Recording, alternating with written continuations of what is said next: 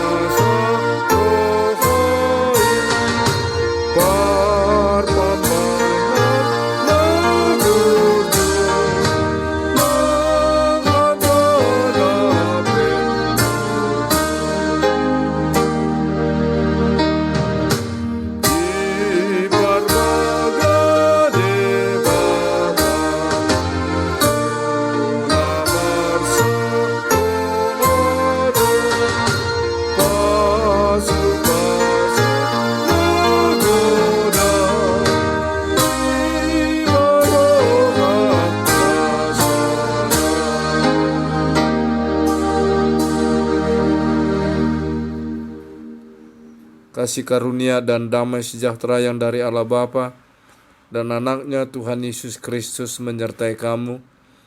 Amin. Yang menjadi nats renungan bagi kita pada hari ini, Jumat 30 Oktober 2020, diambil dari surat Rasul Paulus yang pertama kepada jemaat Tesalonik, pasal yang keempat, ayat yang ke-9, demikianlah bunyinya. Tentang kasih persaudaraan tidak perlu dituliskan kepadamu, karena kamu sendiri telah belajar kasih mengasihi dari Allah. Soal kasih adalah merupakan panggilan atau hal yang utama di tengah-tengah kehidupan orang yang percaya kepada Tuhan Yesus Kristus. Kasih adalah merupakan wujud nyata kebesaran Allah dan kasih Allah akan dunia ini.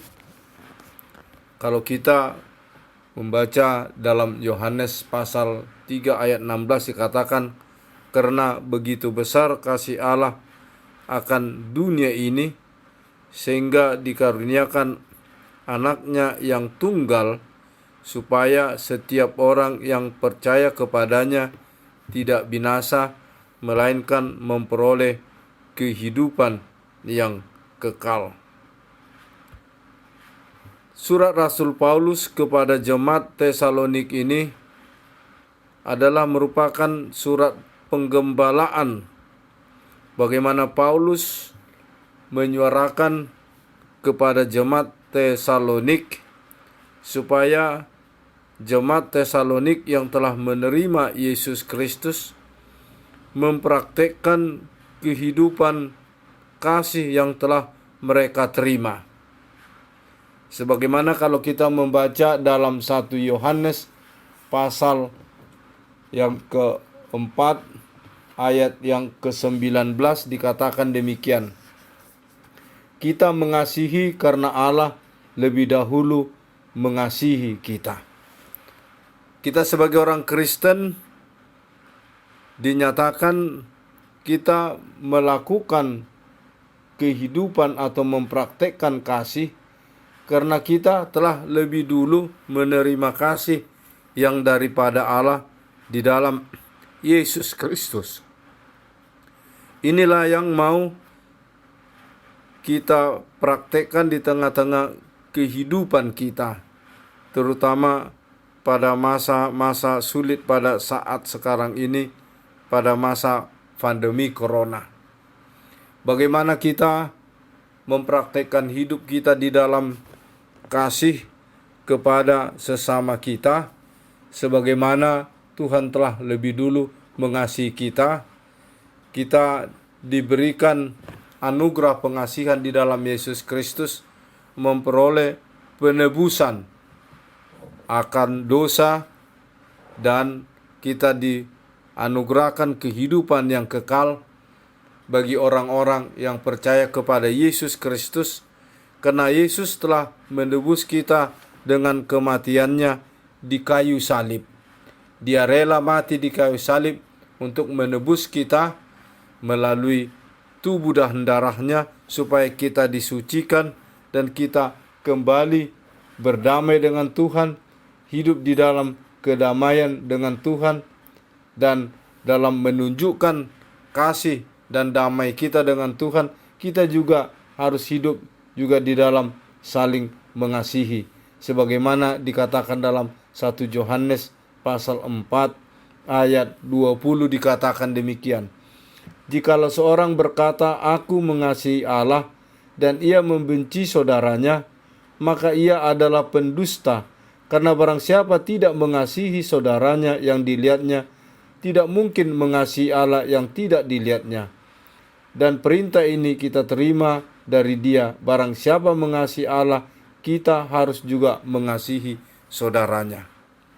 Nah, di tengah-tengah kehidupan kita berbangsa dan bernegara, terutama kita bangsa Indonesia yang telah bersumpah, yang telah berjanji, baru kita beberapa hari ini memperingati Sumpah Pemuda yang ke-92, 28 Oktober 2020 ini.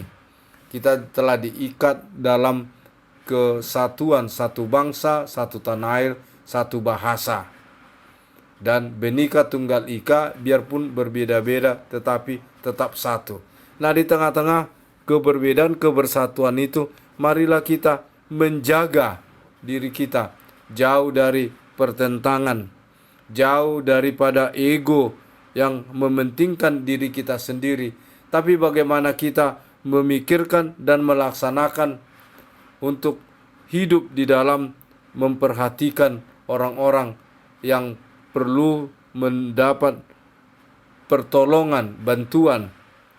Itu kita lihat di tengah-tengah kehidupan kita pada masa pandemi ini. Kita sedaya mampu kita, sedaya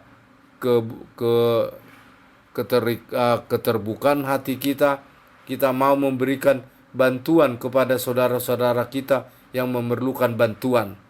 Baik itu dari lembaga gereja, baik itu dari lembaga masyarakat, baik itu dari pemerintah, baik dalam persekutuan kita sebagai sesama orang Batak, dari kumpulan-kumpulan marga, kumpulan-kumpulan kita katakanlah kumpulan gereja per resort, per distrik, dan juga tingkat pusat, menunjukkan keterbukaan, memberikan bantuan sesuai dengan kemampuan kepada saudara-saudara kita yang membutuhkan makanan, minuman, dan juga pengobatan. Ini menunjukkan bahwa di tengah-tengah kehidupan kita sebagai orang yang percaya kepada Tuhan, sebagai bangsa yang menjunjung sila Pancasila ketuhanan yang Maha Esa, dan ini kita harus kembangkan di tengah-tengah perjalanan kehidupan kita, dan di tengah-tengah menunjukkan perbuatan-perbuatan yang baik itu juga menyaksikan kebaikan Tuhan di dalam Yesus Kristus. Oleh sebab itu, marilah kita meminta kekuatan kepada Tuhan Allah di dalam kasih-Nya, di dalam Yesus Kristus, agar kita dimampukan untuk memberikan kasih sebagaimana Tuhan telah mengasihi kita lebih dahulu. Amin. Kita berdoa.